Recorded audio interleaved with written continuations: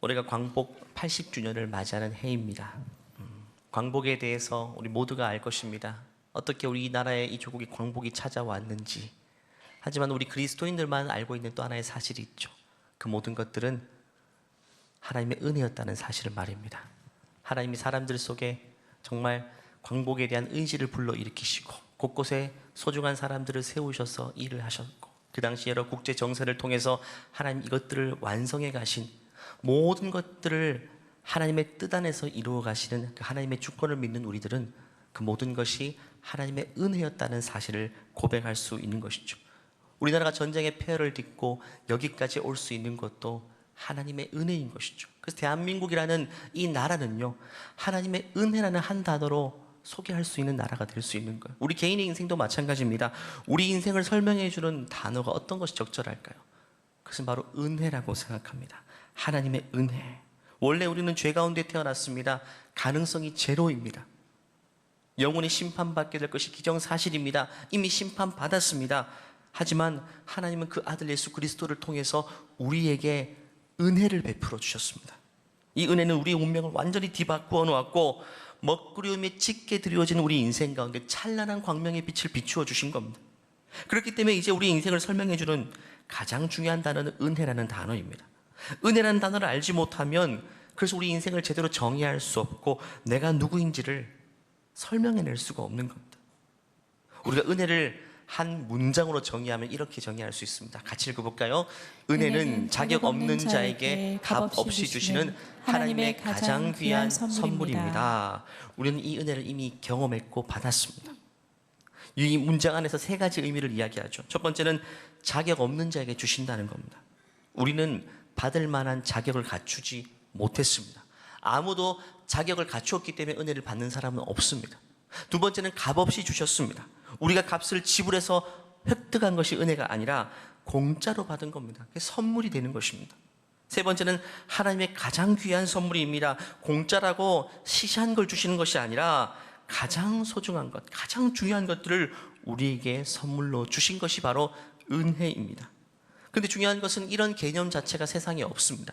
은혜라는 개념이 세상에서 볼 수 없어요. 세상은 자격을 없는 자에게 아무것도 주지 않습니다. 그 세상 사람들은요, 자격을 갖추려고 발버둥 치는 인생을 살죠. 그런데 은혜는요, 아무런 자격이 없는 자에게 주신다는 거예요. 세상은 값없이 주는 게 없습니다. 세상에 공짜는 없죠. 누가 나에게 귀한 걸 준다면 언젠가는 그 대가를 요구할 때가 오는 거예요. 공짜가 없습니다. 근데 우리에게 찾아온 은혜는요, 그냥 아무런 대가도 요구하지 않고 우리에게 그냥 공짜로 선물로 주셨다는 거예요. 이것이 바로 은혜의 개념인데 세상에서는 이런 개념이 없는 거예요. 그래서 우리가 사는 세상 속에 살다 보면 은혜라는 개념을 점점 잊고 살게 되는 겁니다. 은혜 없는 땅에 우리가 살다 보니까 은혜를 경험했음에도 불구하고 자꾸 은혜라는 개념을 놓치고 살고 있는 거예요. 근데 이건 작은 문제가 아닙니다.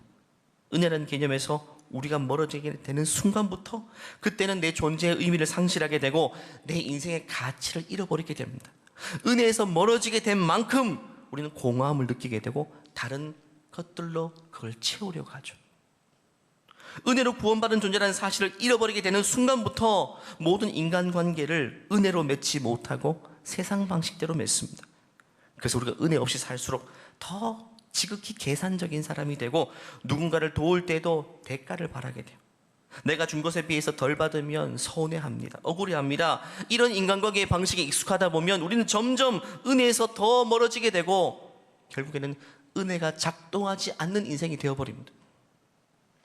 성경에서는요, 은혜에서 멀어진 인생의 대표적으로 가룟 유다를 꼽고 있죠. 유다는 정말 계산적인 사람이었습니다. 수가 얼마나 빠른지 모릅니다. 예수님이 그에게 일방적인 은혜를 베풀어 주셨고 자격 없는 자에게 그를 제자로 삼아 주셨습니다. 근데 유다는 은혜라는 개념을 가지지 못했습니다. 자신이 3년 동안 예수님과 함께 했으니 결국 대가를 받으려고 한 겁니다. 그래서 예수님이 이제 떠나가신다고 말씀하시니까 안 되겠다 싶어서 은 30에 예수님을 팔아버린 거예요. 수동적이 그런 게 아니에요. 능동적으로 본인이 계획한 그런 설계입니다. 마태복음 26장 보면 이렇게 말합니다. 같이 읽겠습니다. 그때 12 중에 하나인 가룟 유다라 하는 자가 대제사장들에게 가서 말하되 내가 예수를 너에게 넘겨주리니 얼마나 주려느냐 하니 그들이 은 30을 달아주거늘. 정말 말도 안 되는 거죠. 본인이 찾아가서 흥정해서 은 30을 주고 자기 스승을 팔았습니다. 은혜에서 완전히 멀어진 가룟 유다의 모습입니다. 그래서 결국에는 그는 은혜가 없는 곳에 떨어지고 맙니다. 그게 바로 지옥입니다. 이처럼 은혜를 값으로 매기고 따지는 순간부터 우린 유다의 길로 접어드는 것과 똑같은 겁니다. 우리 역시 마찬가지입니다. 어떻게 가룟 유다가 예수님을 팔 수 있어라고 의아해하지만 우리도 그럴 수 있어요. 우리도 그럴 수 있어요. 은혜에서 멀어지는 순간부터 우리도 우리 인생이 어디로까지 흘러갈지 모르는 겁니다. 이스라엘 백성들도 그러했습니다. 하나님께로부터 받은 은혜를 어느 순간부터 마땅히 자신이 누려야 할 권리로 인식하게 된 겁니다. 하나님께서 수많은 기적들을 통해서 그들을 출애굽시켰습니다. 그런데 그들은 고기가 없다고, 물이 없다고 원망하고 불평하기 시작합니다. 원래 그들은요, 자격이 없는 자들이었어요. 노예였습니다. 노예라는 것은 이름도 없는 존재이고 주권도 없는 존재입니다. 그런데 하나님이 자격 없는 그들에게 일방적인 은혜를 베풀어 주셔서 모세라는 사람을 세워서 애굽에 탈출하게 해서 이제는 자유를 주었고 인권을 주었고 주권을 가지고 이름을 가지고 살 수 있게 하셨습니다. 그런데 어느 순간부터 그들은요, 그걸 은혜라고 느끼지 않습니다. 자신의 권리라고 생각하고 마땅히 누려야 될 자격을 스스로가 갖추었다고 착각하게 되는 겁니다. 그때부터 불평과 원망이 쏟아지기 시작하는 거예요. 우리 인생도 마찬가지입니다. 신앙생활을 오래 하다 보면 은혜를 당연시 여기거나 신자로서 누릴 수 있는 하나님의 권리로 인식하게 되는 순간이 찾아옵니다. 은혜에서 멀어지는 순간입니다. 내가 이렇게 신앙생활을 오래 했는데, 이렇게 기도 생활하고 이렇게 봉사를 오래 했는데 왜 나에게 이런 일이 일어나야 됩니까? 내가 이렇게 헌신하고 기도했는데 왜 내 뜻대로 되지 않습니까? 마치 고객센터에 잘못된 물건을 컴플레인하는 것처럼 하나님께 마땅히 자신의 권리를 주장하면서 이야기하는 모습.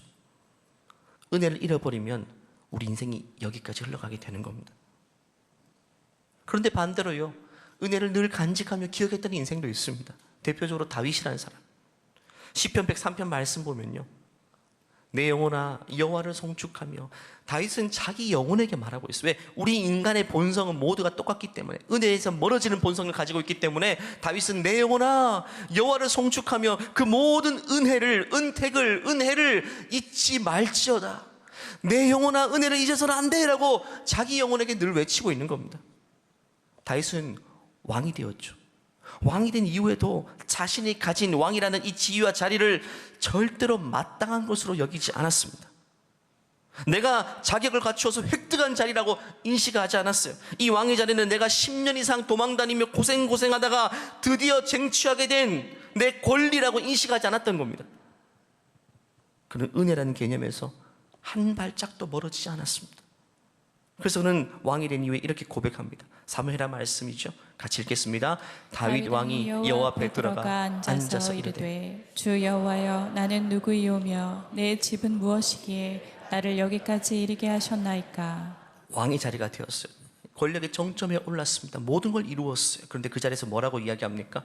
내가 누구이기에, 내 집은 무엇이기에, 나는 출신도 미천하고 나의 존재도 너무 작은 자인데 어떻게 하나님 나를 이 자리까지 이끌어 주십니까? 일반적으로 어떤 자리, 지위를 얻게 되면 그런 고백이 안 나오잖아요. 내가 열심히 했지, 내가 이것을 이루었지, 내가 그래도 열심히 살았지라고 스스로를 그렇게 위로하지만 다윗은요, 한순간도 은혜의 개념에서 멀어지지 않았습니다. 시편 22편 말씀 보면요, 자신의 처지를 벌레 같다라고 표현합니다. 벌레. 나는 원래 벌레 같은 존재이다. 누가 밟으면 밟혀버릴 수밖에 없는 그런 작고 미약한 인생이었는데 하나님은 나를 이 자리까지 이끌어 주셨다. 다른 시편 보면 나는 진토 같은 존재이다. 흙으로 지어진 흙덩어리에 불과한 인생인데 하나님은 내 인생을 이렇게 이처럼 찬란하게 빛나게 하셨다라고 고백합니다. 다윗도 이스라엘 백성 중에 한 사람이죠. 그 백성 중에 있었지만 백성들과 다른 고백을 가지고 살았습니다. 바로 은혜가 무엇인지를 알았고 은혜를 고백하며 살았던 거예요. 그래서 하나님은 이스라엘 백성 가운데에 은혜를 선포하며 살았던 그 다윗의 인생을 구별하여 세우신 겁니다. 저는 오늘날 우리 인생도 그렇게 마찬가지로 세우셨다고 믿습니다. 대다수의 모든 사람들이 자신의 자격을 이야기하고 자신의 능력을 이야기하고 권리를 이야기할 때 우리는 하나님의 은혜를 고백하며 살도록 구별하여서 세우신 인생이 바로 우리들인 것입니다. 다들 자기 잘난 맛에 사는 세상 아닙니까? 그때 우리는 하나님의 은혜를 고백하며 사는 것입니다. 모두가 자신을 뽐내며 자기 지위와 자기의 권리와 자신이 이룬 것들을 자랑하며 살 때에 우리는 하나님의 은혜만을 인생의 전면에 내세우고 그렇게 살아가는 거예요.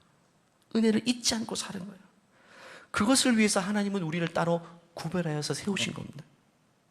아까 예배 때 불렀던 은혜라는 찬양 아시죠? 한 절 한 절 매 소절 곱씹으면서 우리가 고백해야 될 내용입니다. 저는 이 가사가 찬양 때만 부르는 그런 가사가 아니라 우리의 삶에, 우리의 호흡처럼 고백되는 우리의 고백이 되기를 원합니다. 다시 한번 앞부분만 한번 불러볼까요? 내가 누려왔던 모든 것들이, 내가 지나왔던 모든 시간이, 내가 걸어왔던 모든 순간이 당연한 것 아니라 은혜였소.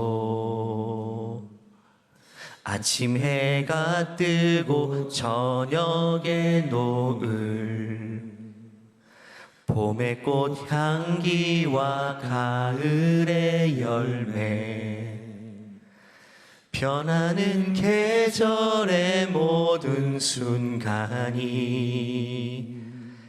당연한 것 아니라 우리 가슴에 손을 얹고 고백해 볼까요? 모든 것이 은혜입니다.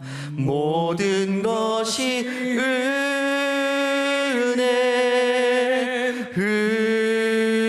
은혜,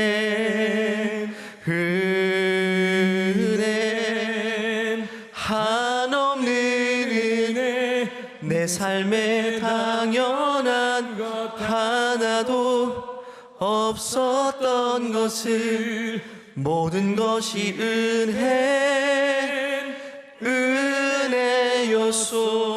은혜였소. 여러분, 결국 우리를 살게 하는 것은요, 바로 은혜의식입니다. 은혜를 의식하는 마음, 은혜를 고백하는 은혜의식이 내 안에 살아있는 한 하나님의 은혜가 우리 인생을 이끌어가기 시작한다는 거예요. 반대로 내 안에 내 은혜의식이 사라지기 시작하고 내 공로의식이 앞서게 되면 그때부터 우리 인생의 은혜가 멈춰지게 되는 겁니다. 내가 내 인생을 이끌어가야 돼요. 얼마나 대조되는 인생입니까? 그래서 진짜 은혜를 고백하는 사람들은요, 아무리 가진 것이 많고 이룬 것이 많다 할지라도 내 자신의 인생의 본래 모습을 기억하는 거예요. 내 인생은 벌레와 같다. 다윗의 고백처럼 말입니다. 이 벌레 같은 날 위해 큰 해 받으셨다. 이 벌레 같은 나를 위해서 우리 예수님이 몸짓고 피 흘려 희생하셨다는 거예요. 원래 내 존재가 그런 존재라는 거예요. 아이러니하게도요, 내 존재가 벌레 같은 존재임을 깨닫게 되는 순간 하나님은 그 순간 우리 인생을 가장 가치 있게 사용한다는 거예요. 우리 스스로의 의식도 마찬가지입니다. 내가 무엇이나 되는 것처럼 생각할 때는요, 우리 가치가 오히려 밑바닥에 떨어지지만 내가 주님 앞에서 진토임에 불과하다, 내 인생이 벌레와 같은 인생이라고 고백하는 순간부터 우리 인생의 가치가 찬란하게 빛나기 시작한다는 거예요. 신자가 은혜를 고백할 때요, 그래서 그 삶이 아무리 힘들어도요, 소망의 불이 꺼지지 않는 거예요. 저는 오늘 이 자리가 그런 은혜의식이 회복되는 복된 자리가 되기를 간절히 축원합니다. 그러기 위해서 우리가 은혜에서 멀어지게 되는 이유를 살펴볼 필요가 있습니다. 두 가지 착각 때문입니다. 오늘 그 중에 첫 번째 착각을 살펴보기를 원하는데요, 첫 번째, 나는 자격을 갖추었다라는 착각 때문입니다. 나는 자격을 갖추었어. 어느 순간부터 나는 자격을 갖춘 사람인 것처럼 착각하며 삽니다. 신앙생활을 오래 하게 되면서 내가 주를 위해 예배했던 생활들, 내가 주를 위해서 뭔가 헌신했던 삶들이 누적되면서 어느 순간부터 착각되는 거예요. 은혜에 익숙해지는 시점부터 그런 위험이 찾아옵니다. 모세도 그러했습니다. 모세는 처음에는요, 아주 겸손했습니다. 주님이 80세 그를 불러주셨을 때 나는 아무것도 할 수 없습니다, 나는 입술이 둔한 자입니다 라고 하나님의 은혜만을 고백했습니다. 그는 겸손했고 부르심에 겸손하게 순응했습니다. 그런데 40년 동안 이스라엘 백성과 하나님 사이에서 그 섬김의 자리를 감당하다 보니까 너무 힘든 거예요. 이스라엘 백성들이 엉망인 거예요. 돌아오지 않는 거예요. 그러다 보니까 어느 순간부터 혈기가 나오기 시작합니다. 대표적인 사건이 무리바 사건입니다.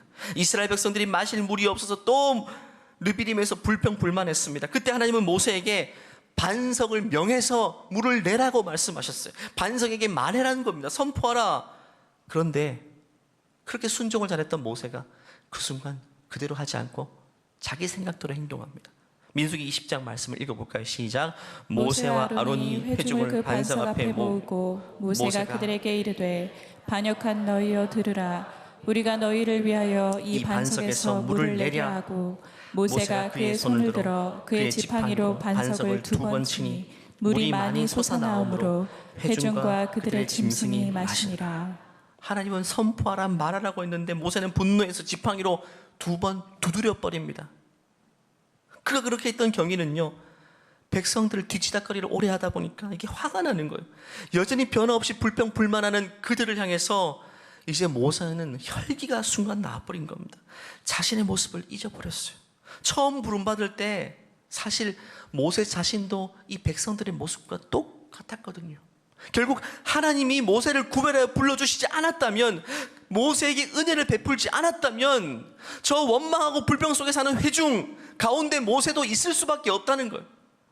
그런데 어느 순간 모세는요, 착각하기 시작해요. 저들과 나는 다른 격의 사람이다. 다른 존재의 사람이다.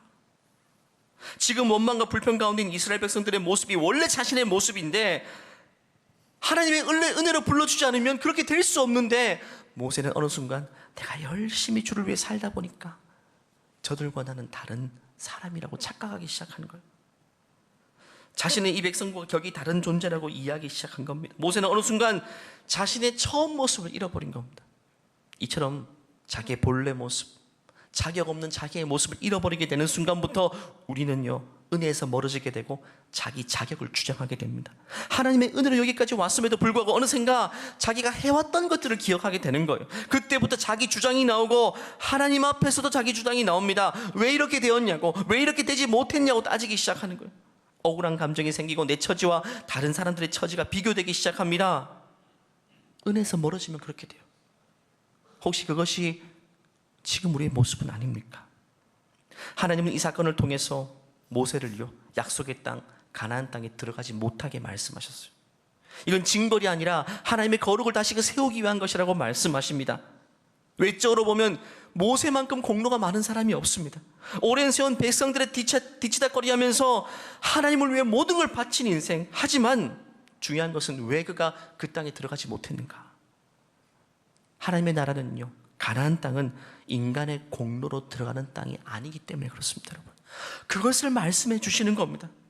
그 땅은 인간의 헌신이나 공로가 1%도 포함되지 않고 전적으로 자격 없는 자에게 하나님의 은혜로만 주시는 그 땅이기 때문에 모세는 자기 자격을 한때 주장했고 혈기가 나왔던 그 모습으로는 그 약속의 땅에 들어갈 수 없다라는 걸 말씀해 주시는 거예요. 여러분, 우리의 구원이 마찬가지입니다. 하나님의 나라는 누가 들어갑니까? 주를 위해 뭔가 살았던 사람, 뭔가 많이 헌신했던 사람이 들어가는 땅입니까? 그게 아니라는 거예요. 그 자격을 주장하게 되면 그 자격이 없어지게 되는 것입니다. 오로지 아무런 자격이 없지만 하나님의 전적인 공로로, 그리스도의 피 흘리신 공로를 통해서 우리는 은혜로 선물로 받은 나라가 바로 하나님 나라가 되는 것입니다. 오직 은혜를 고백하는 믿음 하나로만 영원한 땅을 들어가게 되는 것입니다. 그래서 에베소서는요, 우리가 구원받은 것은 전적인 은혜로 된 것임을 말하며 오늘 본문 말씀에서 이렇게 말하죠. 8절 9절 다시 읽어볼까요? 너희는 그 은혜에 의하여 믿음으로 말미암아 구원을 받았으니 이것이 너희에게서 난 것이 아니요 하나님의 선물이라. 행위에서 난 것이 아니니 이는 누구든지 자랑하지 못하게 함이라. 뭐가 아니라고 말하죠? 8절에서는요, 뭐가 아니라고요? 너희에게서 난 것이 아니래요. 9절에는요, 행위에서 난 것도 아니래요. 우리의 지분이 1도 없다는 것을 말합니다. 우리의 공로가 조금도 포함된 것이 아니라고 말합니다. 만일 우리의 공로나 지분이 1%라도 포함되어 있다면 우리는 우리의 권리를 주장하잖아요. 하나님 나라 가는데 우리의 공로가 1%라도 포함되어 있으면 하나님 나라 가서도 우리의 공로를 주장할 겁니다. 회사에 지분이 1%만 있어도 주주로서의 권리를 가지고 의사결정에 참여하려고 하는 것과 똑같은 겁니다. 만일 구원에 있어서도 은혜로 된 것이 아니라 우리의 자격이 포함되어 있다면 우리는 우리의 권리 주장이 나올 수밖에 없습니다. 하나님 겨우 이겁니까? 하나님 일을 왜 이렇게 하십니까? 이런 반응이 나올 수밖에 없는 거예요. 은혜에서 멀어지게 되면 이런 반응이 나오게 되는 겁니다. 그래서 하나님 우리에게 구원을 베푸실 때 우리의 어떠함, 우리의 공로 조금 더 티끌만큼도 포함시키지 않은 것입니다. 오직 예수 그리스도의 전적인 100%의 지분, 그 공로로 우리는 구원을 선물로 받게 된 겁니다. 다시 말하지만 우리는 구원받을 그 어떤 자격도 갖추지 못한 사람들입니다. 전적으로 타락했다고 성경은 말하죠. 머리부터 발끝까지 모든 계획과 모든 생각이 악할 뿐인 존재가 원래 우리의 존재입니다. 지금 예배하러 이렇게 앉아 계시죠. 오랫동안 신앙생활에서 인격이 성숙했고 그리스도를 닮아갔는데 원래 우리 모습은 이 모습이 아니었습니다. 원래 우리 본성은요, 손댈 수 없는 상태입니다. 성경은 만물보다 더 심히 부패한 것이 우리의 마음이라고 이야기하죠. 더 나아질 확률도 제로입니다. 살다 보면요, 가능성이 없는 인생이 있잖아요. 범죄자들 중에서도 갱생 가능성이 없는 사람, 가능성이 조금도 없어서 영원히 사회와 격리시켜버리는 사람이 있죠. 무기징역, 사형. 원래 우리 모습이 딱 그런 모습이라는 거예요. 가능성이 없는 존재입니다. 그래서 성경은 우리의 원래 모습을 이렇게 표현합니다. 에베소 2장 1절 말씀 보면요, 너희는, 다시 읽어볼까요? 그는 허물과 죄로 죽었던, 그 다음입니다. 그는 허물과 죄로 죽었던 너희를 살리셨다.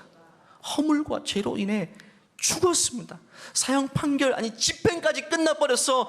더 이상 회복이 불가능한 상태였던 우리의 모습, 가능성이 제로입니다. 우리가 바라봐야 될 내 본래 모습이 바로 그 모습인 겁니다. 우리는 원래 그런 모습이었어. 우리는 원래 내 모습이 어땠는지, 내가 어떤 자리에서 구원을 받은 것인지를 잃어버린 순간부터 은혜에서 멀어지게 되는 겁니다. 모세는 출애굽 사건을 진두지휘한 장본인이었지만, 하나님께 귀하게 쓰임받았지만 그것이 원래 모세의 원래 모습은 아니었습니다. 모세는 처음 부름받을 때 내가 누구에게 이런 일을 할 수 있겠습니까? 하나님, 보낼 만한 사람을 보내시옵소서라고 고백했을 정도. 원래 그게 모세의 모습이었어요. 하지만 리더가 되고 큰 역할을 감당하다 보니까 과거 자신이 어떤 모습이었는지 그 모습을 잃어버리게 된 것입니다. 그때부터 백성들에게 화가 나오기 시작하고 혈기가 나오기 시작하고 하나님의 마음을 아프게 하기 시작한 거예요. 하지만 모세는 결국요, 신명기를 보면 가나안 땅에 들어가지는 못했지만 그 앞을 두고 그 땅을 바라보면서 모든 것이 하나님의 은혜였다고 고백하게 됩니다. 은혜로 회복하게 되는 거예요. 성경에 보면 다윗을 보면요, 이스라엘 왕의 자리가 다윗이 되었죠. 그는 원래 주목받지 못한 인생이었고 아버지의 양을 치는 소년이었습니다. 근데 그는 왕이 되었고 이스라엘의 전설이 되었죠. 근데 그는 왕의 자리에 있었지만 자신이 원래 어떤 처지였는지를 절대 잊지 않았습니다. 훗날 그는 하나님이 거하시는 성전 건축을 위해서 하나님께 기도했지만 너 때는 이루지 않겠고 너의 아들 솔로몬 때 이루겠다라고 말씀하셨어요. 그러자 다윗은 서운히 할 수 있는데 서운히 하지 않았습니다. 자기 본래 모습을 알았기 때문에.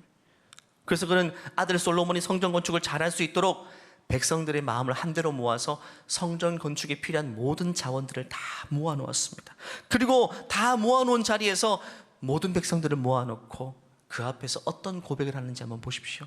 다윗이 왕으로서 권력의 정점에 있을 때, 나라가 태평성대에 있을 때, 보통 왕이라면요, 그 자리에 있으면 내가 어떻게 해왔는지를 이야기할 겁니다. 자신의 공로를 이야기하고 하나하나 다 업적을 취하하면서 자신이 영광받고 자신의 권위를 스스로가 세웠을 텐데, 다윗은 그 자리에서 어떤 고백을 했는가? 역대상 29절 말씀을 한 번씩 읽어볼까요? 시작. 나와 내 백성이 무엇이기에 이처럼 즐거운 마음으로 드릴 힘이 있었나이까? 모든 것이 주께로 말미암아 싸우니 우리가 주의 손에서 받은 것으로 주께 드렸을 뿐이니이다. 우리는 우리 조상들과 같이 주님 앞에서 이방 나그네와 거류민들이라. 세상에 있는 날이 그림자 같아서 희망이 없나이다. 우리 하나님 여호와여, 우리가 주의 거룩한 이름을 위하여 성전을 건축하려고 미리 저축한 이 모든 물건이 다 주의 손에서 왔사오니 다 주의 것입니다.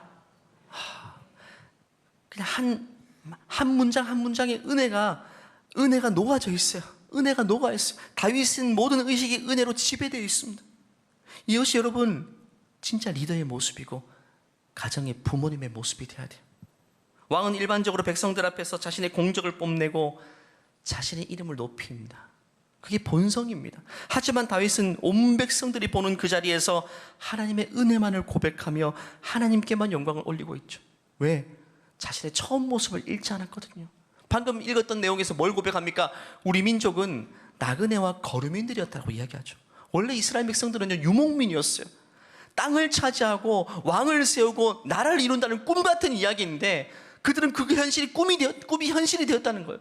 그래서 지금 이스라엘 백성들도 태평성대의 삶을 살고 있는데 원래 그런 민족이 아니었어요. 불과 얼마 전에 사울이 왕이 되었을 때는요, 이방 나라들로부터 침략을 당하고 국토가 황폐해지고 피 흘리며 살았습니다. 근데 다윗이 왕이 된 다음에 온 나라가, 주위 나라가 조공을 바칠 정도로 부강한 나라가 되었어요. 그럼 백성들 마음속에서도 원래 우리 모습이 지금 모습이다, 우리는 원래 선진국의 백성이라고 착각할 수 있잖아요. 백성들도 그렇게 교만해질 수 있습니다. 그렇기 때문에 왕은 모든 백성들을 모아놓고 모든 것이 하나님의 은혜였다고 고백합니다. 모든 것이, 우리가 지금 주님께 드릴 수 있는 것은 하나님께로부터 모든 것이 왔기 때문이라고 고백하고 있는 것입니다. 그래서 왕인 다윗이 백성들 앞에서 먼저 겸손하게 은혜를 고백하게 되니까 한때 교만에 휩싸였던 백성들의 마음에 다시금 은혜의 의식이 회복되기 시작하고 그 백성들도 함께 모든 것이 은혜였습니다라고 고백하게 되는 거예요. 말씀을 마무리할까요? 사랑하는 여러분, 이처럼 한 가정의 부모님은요, 리더들은 공로를 자랑하는 데 앞서서기보다 은혜를 고백하는 데 가장 선두에 설 수가 있어야 돼요. 대부분 기업을 이루신 분도 그렇고 또 가정을 이룬 부모님도 마찬가지입니다. 그냥 무심코 나오는 말이 내가 이렇게 살았다 이겁니다. 가정의 아버지로서, 어머니로서 내가 얼마나 노력하며 헌신했으며 내가 얼마나 희생했는지 그게 먼저 나오기 마련입니다. 자녀들이 공부하려고 노력 안 할 때에 엄마 아빠가 얼마나 열심히 살아서 이렇게 이루었는데 너희도 열심히 살아야지. 자기의 과거의 행적을 이야기합니다. 자기 공로를 이야기합니다. 그 속에 은혜를 찾아볼 수 없습니다. 근데 우리의 고백은 달라야 됩니다. 은혜를 아는 부모님들은 어떻게 뭘 고백하게 될까요? 자녀들 앞에서요, 엄마 아빠가 결혼할 때는 정말 아무것도 없었어, 원래 본래의 모습을 이야기하는 겁니다. 그런데 하나님이 너희들을 선물로 주셨어. 너희들을 선물로 주셨어. 내가 얼마나 노력하고 내가 얼마나 열심히 살았는지 그걸 이야기하는 것이 아니라 우리는 아무것도 없이 시작했는데, 우리 둘이 시작했는데 하나님이 이렇게 집도 주시고 타고 다닐 수 있는 자동차도 주시고 한 상에 둘러앉아 먹을 수 있는 음식도 주시고 무엇보다 너희들을 선물로 주셨어. 우리는 원래 아무것도 없이 시작했어. 그 원래 모습을 이야기하고 모든 것이 하나님의 은혜로 된 것임을 이야기하는 것이 부모의 역할인 거예요. 밥상에서 은혜가 물 흐르듯이 자녀에게까지 흘러가야 되는 거예요. 우리는요, 그 어떤 시대보다 은혜가 완전히 메말라버린 시대를 살고 있습니다. 그 누구도 하나님의 은혜 이야기하지 않습니다. 당연히 그 속에서 자라가는 우리 자녀들도 은혜를 모른 채 살아갈 수밖에 없어요. 세상에 누가 은혜를 이야기합니까? 다 자신의 잘난 모습을 뽐내고 있고 자기 자격을 이야기하고 자기 능력을 과시하며 살죠. 그 속에서는 은혜가 설 자리가 없습니다. 은혜가 모르는 시대에, 그런 시대를 살아가는 자녀들은요, 이런 미래가 없습니다. 은혜를 모르면 절대 미래가 없습니다. 은혜 의식이 없다면 하나님은 그를 사용할 수가 없는 것입니다. 그래서 부모인 우리가 먼저 잠시 잃어버리고 살았던 그 은혜를, 그 은혜 의식을 회복해야 되는 것입니다. 우리가 먼저 은혜 속에 잠겨 있어야 되고, 툭 치면 은혜가 나와야 되고, 누가 찌르고 누가 공격해도 은혜가 그 속에서 흘러나와야지만 우리 자녀도 은혜가 뭔지를 알고 사는 거예요. 이 자리에 계신 우리 모든 부모 세대들이 다시금 은혜 의식이 회복되어서 우리 다음 세대들도, 우리 자녀 세대들도 은혜 없는 시대를 살아가지만 다시금 은혜를 이어받는 복된 세대가 되기를 간절히 축원합니다. 여러분, 너무 많이 봤죠? 은혜 1세대가 있어요. 은혜를 체험해서 하나님이 복을 주신 1세대가 있는데 그 2세대들은요, 부유한 삶은 물려줬지만 은혜 의식을 물려주지 못해서, 은혜가 2세대까지 흘러가지 못해서 그 2세대가 완전히 깡 말라버리고 결국에는 하나님의 복을 받지 못해서 비참하게 마감하는 그런 가정들 성경 속에도 등장하고 엘리 제사장 가문을 통해서 또 우리가 사는 이 현실 속에서도 얼마나 많이 볼 수 있습니까? 저는 간절히 소원합니다. 여러분, 은혜의 때가 여러분에서 끊어지는 것이 아니라 여러분 때보다 더 강력하게 은혜의 강수가 여러분 다음 세대까지 흘러가게 되는 복된 믿음의 가문 되시기를 간절히 축원합니다. 마지막으로요, 사도 바울의 고백을 읽고 마칠 텐데, 바울은 누구보다도 주를 위해 섬겼던 사람입니다. 자기의 모든 걸 헌신했던 사람, 목숨 걸고 살았던, 날마다 목숨 걸고 살았던 인생인데, 그는 훗날 어떻게 고백하는가? 내가 어떻게 살았는지를 고백하지 않습니다. 고린도서 15장 10절 말씀을 같이 읽고 우리 기도하는 자리로 나가겠습니다. 시작. 그러나 내가 나된 것은 하나님의 은혜로 된 것이니 내게 주신 그의 은혜가 헛되지 아니하여 내가 모든 사도보다 더 많이 수고하였으나 내가 한 것이 아니요 오직 나와 함께 하신 하나님의 은혜로라. 은혜로라. 이 시간 다 같이 일어나서 기도할까요? 이 시간 은혜를 놓치며 살았던 우리의 모습을 고백하며 나가기를 원합니다.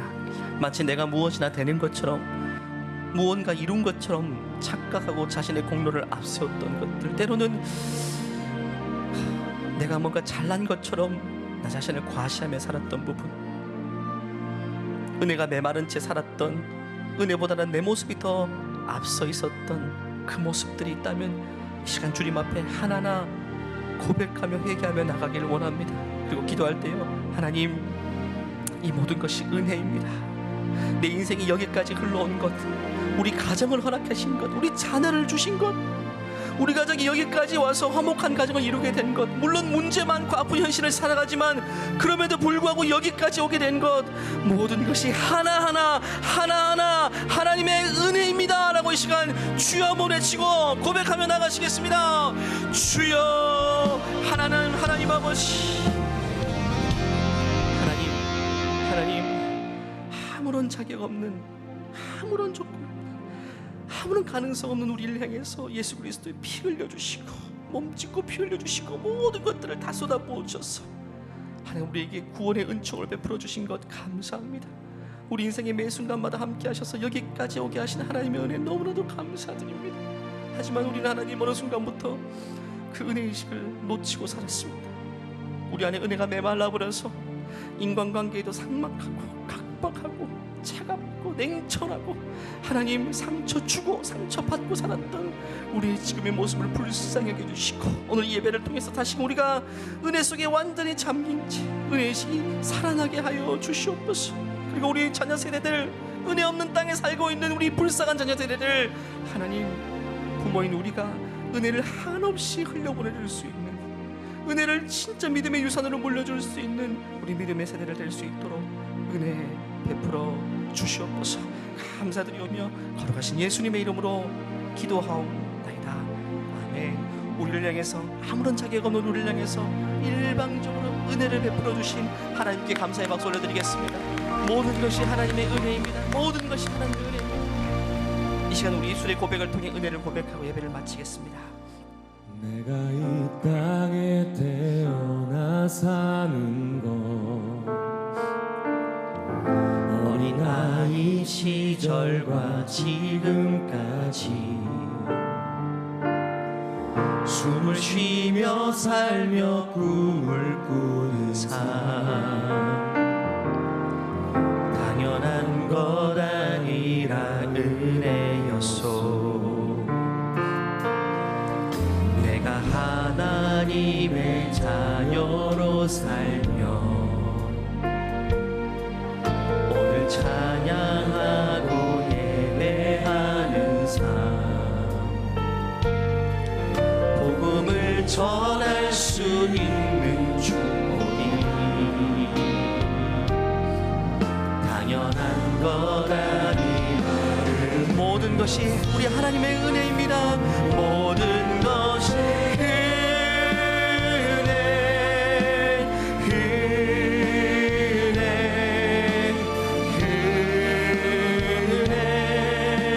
한없는 은혜, 내 삶에 당연한 것 하나도 없었던 것은 모든 것이 은혜. 우리 두 손 들고 고백합시다. 모든 것이 주님의 은혜입니다.